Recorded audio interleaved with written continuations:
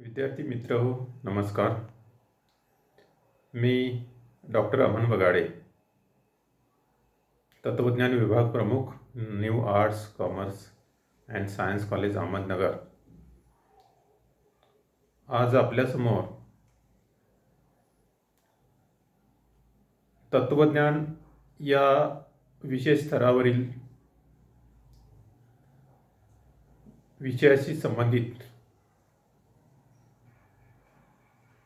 अभ्यासक्रमावर आधारित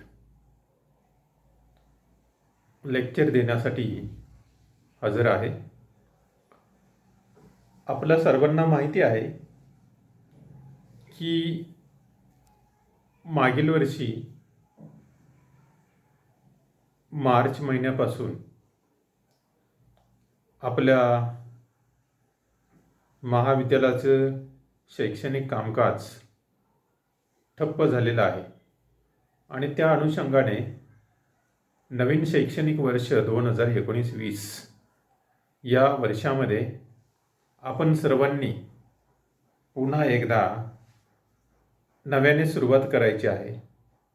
पण आपल्यावरील किंवा मानवजातीवरील जो धोका आहे, जे संकट आहे, ते अजून टळलं नाही आणि म्हणून आपण सर्वजण या संकटाच्या परिस्थितीमध्ये जे शैक्षणिक कार्य आहे आपलं ते थांबवायचं नाही, म्हणून आपण सर्वजण नवीन शैक्षणिक पद्धतींचा वापर करून अभ्यासक्रमाकडे वळण्याचा प्रयत्न करणार आहोत. आपली शैक्षणिक प्रक्रिया थांबू न देण्यासाठीचा हा आटोकाट प्रयत्न असणार आहे. म्हणून या वर्षापासून आपण शिक्षणाच्या नवनवीन वाटा चोखाळत असताना नवनवीन शैक्षणिक पद्धती आणि त्यातील तंत्रज्ञान शिकून घेऊन आपण त्या माध्यमातून आपला शैक्षणिक उपक्रम पार पाडण्याचा प्रयत्न करणार आहोत. याच अनुषंगाने आज मी आपल्यासमोर तृतीय वर्ष BA या वर्गाच्या अभ्यासक्रमाशी संबंधित आपल्याला माहिती देण्याचा प्रयत्न करणार आहे.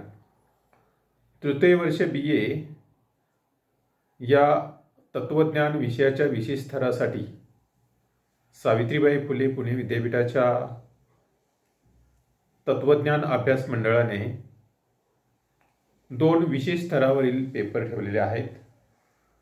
त्यातील एक स्पेशल 3 आणि दुसरा स्पेशल 4 असे 2 पेपर असणार आहेत.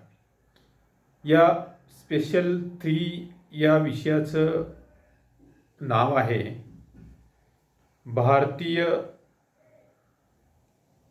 तात्विक विचारवंत आणि संदर्भ अभ्यास.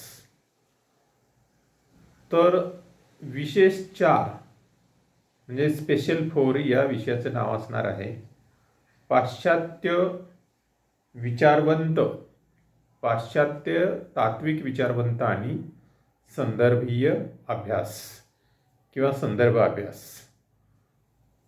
यापैकी आपण आज तृतीय वर्ष BA तत्वज्ञान या विषयाच्या विद्यार्थ्यांचा अभ्यासक्रम अवगत करून घेणार आहोत. यातील स्पेशल 4 या विषयासाठी आपण जो अभ्यासक्रम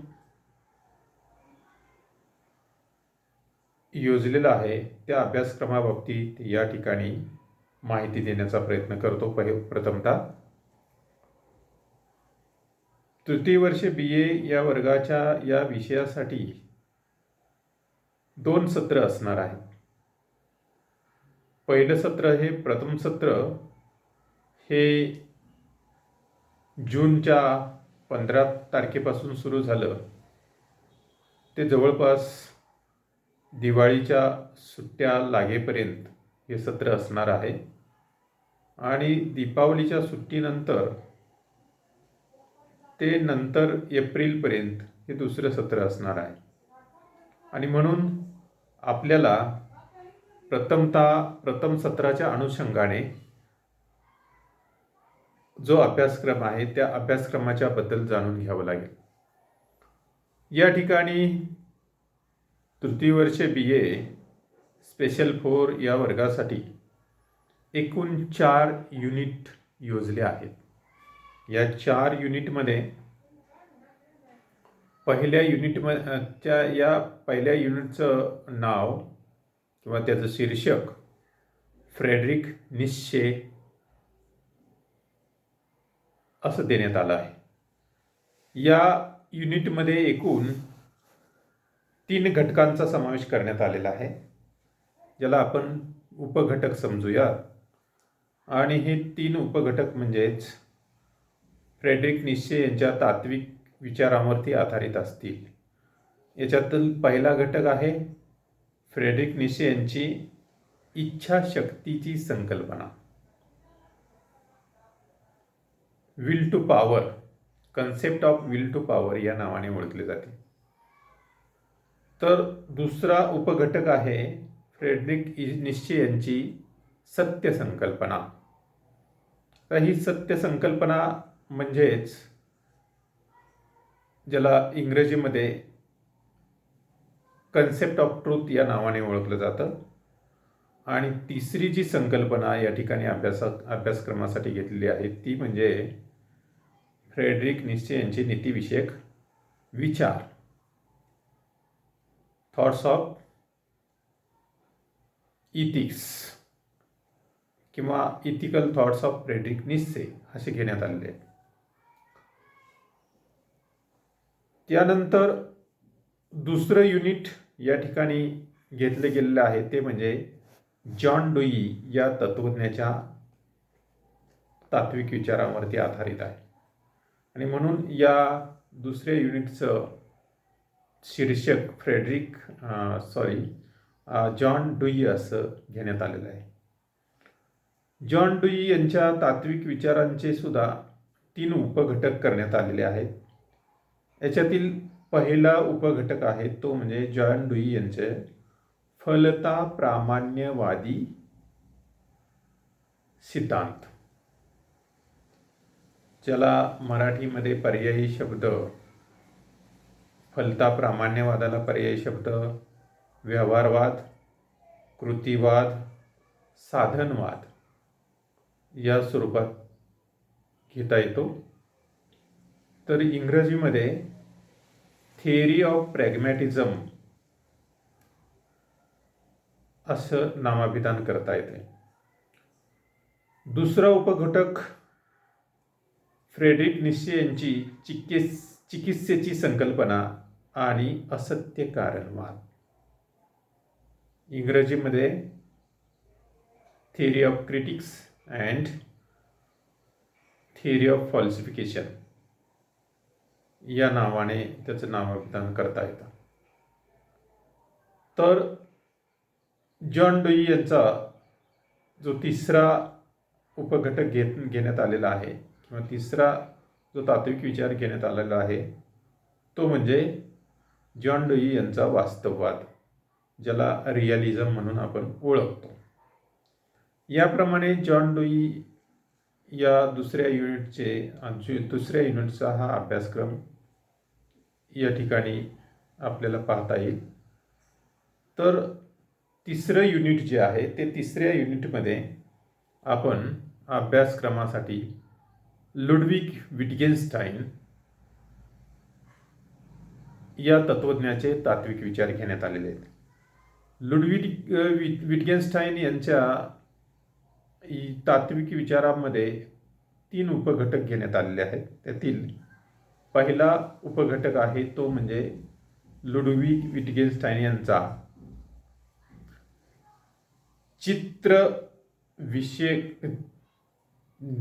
अर्थविषयक चित्र उत्पत्ती, ज्याला इंग्लिशमध्ये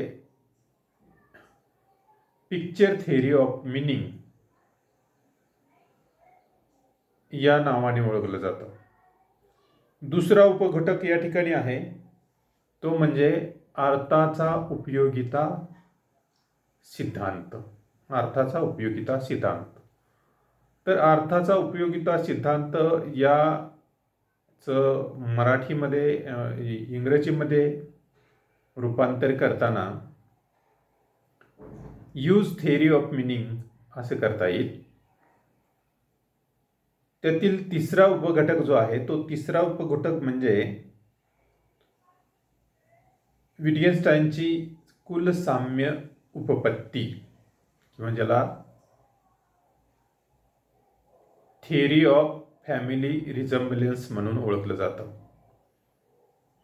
यानंतर जो पहिल्या सत्रातील चौथं युनिट जो आहे ते चौथ्या युनिटमध्ये गॅब्रियल मार्शल नावाच्या तत्त्वज्ञाच्या तात्विक विचारांवरती आधारित हा युनिट असणार आहे.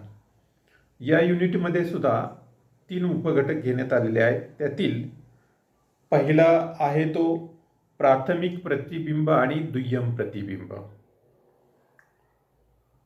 आता याच्यामध्ये इंग्रजीमध्ये प्रायमरी रिफ्लेक्शन आणि सेकंडरी रिफ्लेक्शन असं त्याचं भाषांतर करता येतं.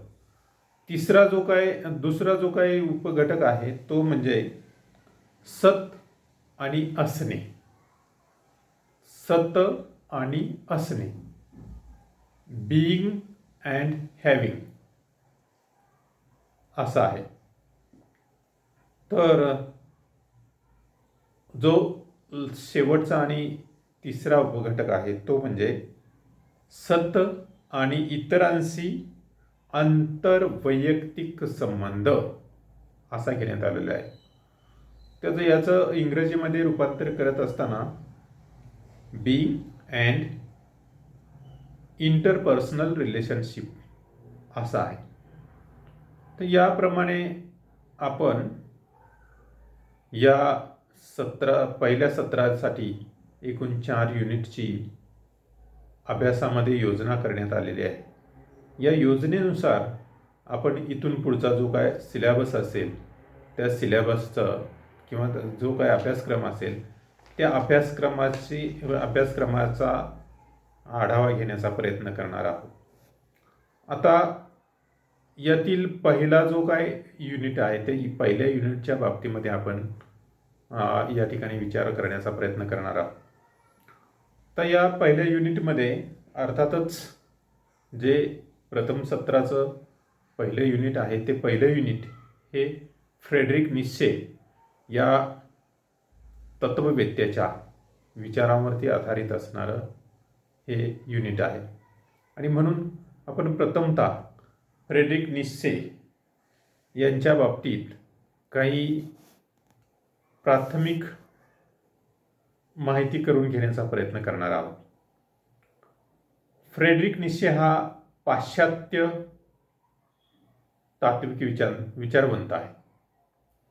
खरं पाहायला गेलं तर या विचारवंताची किंवा या तत्त्वज्ञाची वैचारिक बैठक ही अस्तित्ववादी तत्त्वज्ञानाशी संबंधित आहे, ज्याला आपण इंग्रजीमध्ये एक्झिस्टेन्शियलिझम किंवा एक्झिस्टेन्शियल फिलॉसॉफी म्हणून ओळखतो. हा विचारवंत अस्तित्ववादी विचारसरणीचा पुरस्कार करणारा आहे. खरे पाहता अस्तित्ववादाची सुरुवात ही नीत्शेच्या विचारापासूनच झाली असली पाहिजे असं समजलं जातं.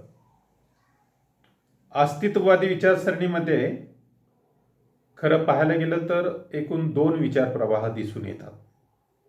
आणि हे 2 विचार प्रवाह म्हणजेच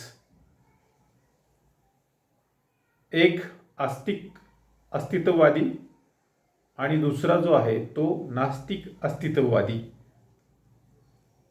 अशा स्वरूपातले आहेत. आता हे आस्तिक अस्तित्ववाद्यांनी ईश्वराच्या अस्तित्वाला मान्यता दिलेली आहे आणि नास्तिक अस्तित्ववाद्यांनी ईश्वराच्या अस्तित्वाला मान्यता दिलेली दिसत नाही. आणि म्हणून या 2 विचारसरणी या अस्तित्ववादी विचार प्रवाहामध्ये आपल्याला दिसून येतात. पैकी फ्रेडरिक नीत्शे हा जो काही तत्त्वज्ञ आहे तो तत्त्वज्ञ खरं पाहायला गेलं तर नास्तिक अस्तित्ववाद्यांच्या गटातला एक तत्वज्ञ किंवा विचारवंत दिसतो.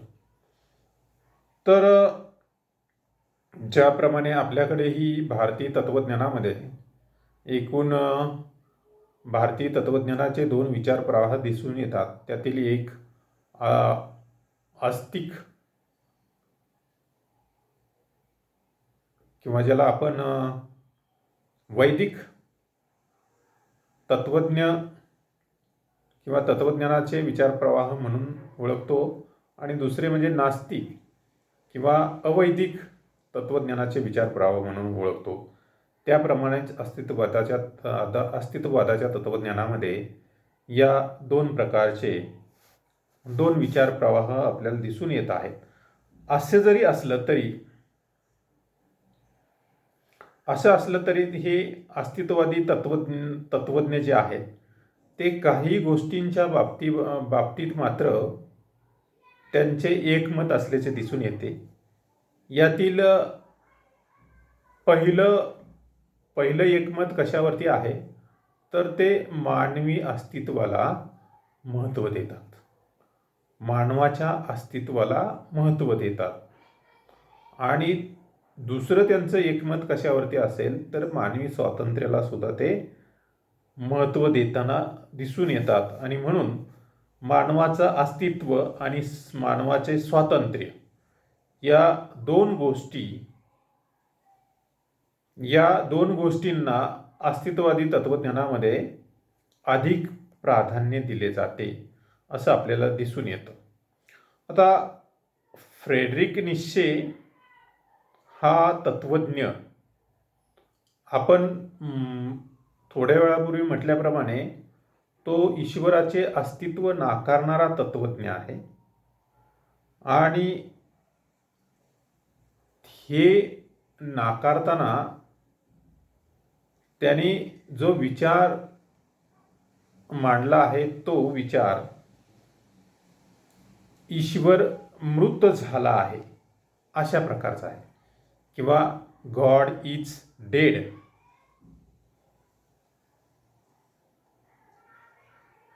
हा विचार निश्चेच्या याच म्हणजे नास्तिक विचारसरणीतूनच पुढे आलेला दिसून येतो.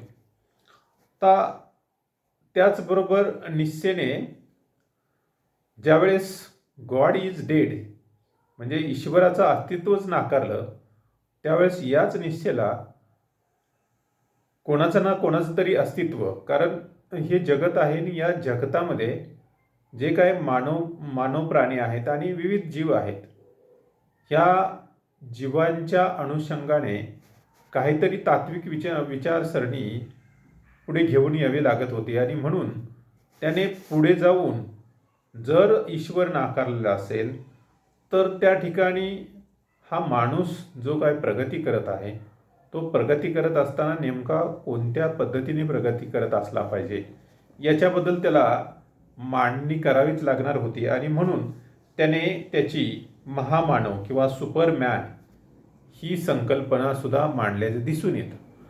आता ही सुपरमॅन ही जी काही संकल्पना आहे ती त्याच्या नास्तिकवादी विचारसरणीचं एक फलश्रुती असल्याचं आपल्याला दिसून येतं.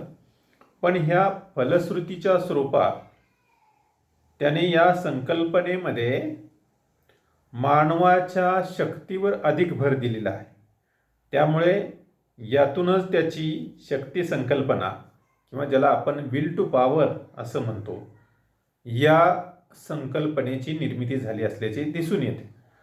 आता हे विल टू पॉवर या संकल्पनेची निर्मितीच्या पाठीमागची पार्श्वभूमी अशी असेल तर अशा निश्चेच्या या प्रकारच्या विचारसरणीवरून तो अस्तित्ववादी परंपरेशी जोडला असल्याचे आपणास दिसते. निश्चेच्या वैचारिक विचारावरून त्याच्या वैचारिक प्रवासाचे जे विविध टप्पे मांडले जातात त्यातील एकूण 3 टप्पे आपल्याला पाहता येतात. आणि तो पहिला टप्पा काय आहे तर ग्रीक तत्वज्ञान परंपरेच्या प्रभावाचा टप्पा पहिला आहे. तर ग्रीक तत्वज्ञानाच्या परंपरेच्या प्रभावाच्या टप्प्यामध्ये पहिला टप्पा काय आहे, तर हा पहिला टप्पा जो आहे तो पहिला टप्पा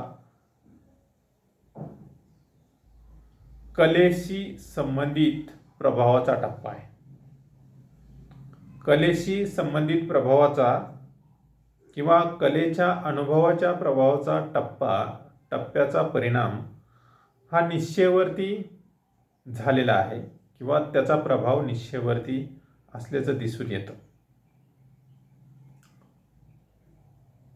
याच गोष्टीला अनुसरून आपल्याला हे दिसून येतं की शॉपेनहॉवर नावाचा जो तत्वज्ञ आहे, जो विचारवंत आहे, त्या विचारवंताचा या निश्चयावरती मोठ्या प्रमाणात अधिक प्रभाव असल्याचे आपणास दिसून येतं. या पहिल्या टप्प्यामध्ये तो वैज्ञानिक पद्धती व बुद्धिप्रामाण्यवादाचा वैज्ञानिक पद्धती व बुद्धिप्रामाण्यवाद यांच्या अतिरिक्ततेची चिकित्सा करण्याचा प्रयत्न करतो. म्हणजे माणूस या टप्प्यावरती वैज्ञानिक विचाराकडे वळलेला आहे, पण ह्या संपूर्ण वैज्ञानिक विचारसरणीच्या पाठीमागे बुद्धिप्रामाण्यवाद ही असल्याचं दिसून येतं. आणि म्हणून बुद्धिप्रामाण्यवाद आणि वैज्ञानिक पद्धती यांची चिकित्सा करण्याचा हा निश्चय प्रयत्न करत असल्याचं आपल्याला दिसून येतं. दुसरा जो टप्पा आहे तो टप्पा निश्चयाच्या तात्विक विचारसरणीचा हा जो दुसरा टप्पा आहे तो टप्पा म्हणजे निश्चय सुरुवातीला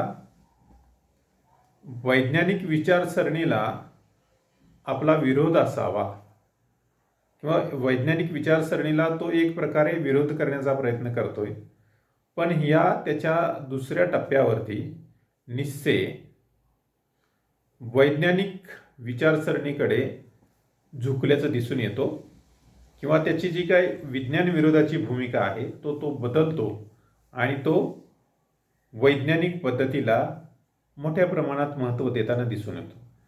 त्याच्या या वैज्ञानिक विचारसरणीमुळे त्याने ख्रिश्चन धर्मावरती किंवा त्या ख्रिश्चन धर्मातील धर्म परंपरेवरती मोठ्या प्रमाणात टीका केली असल्याचे दिसून येते.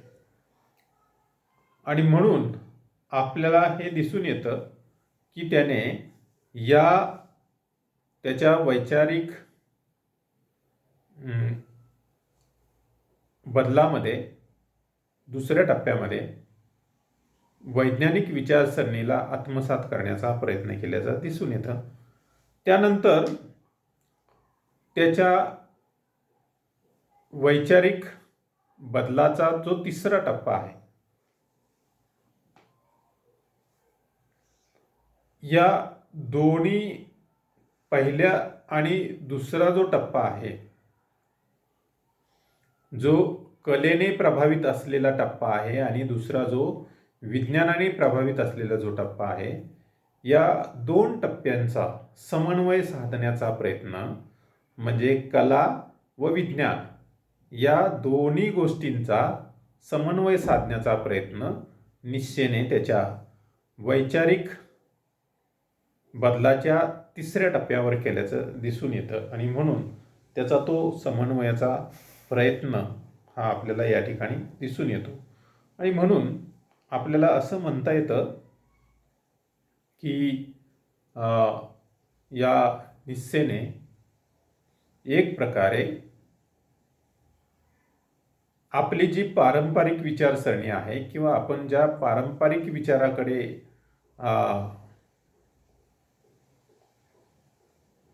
गेलो होतो ते बदलून त्याने नवीन वैज्ञानिक विचारसरणी आत्मसात करण्याचा प्रयत्न केलेला आहे आणि या दोन्हींच्या माध्यमातून त्याने त्याचा समन्वय साधून एक मध्यम मार्ग स्वीकारण्याचा प्रयत्न केल्याचा असल्याचं आपल्याला दिसून येते. धन्यवाद. थांबतो.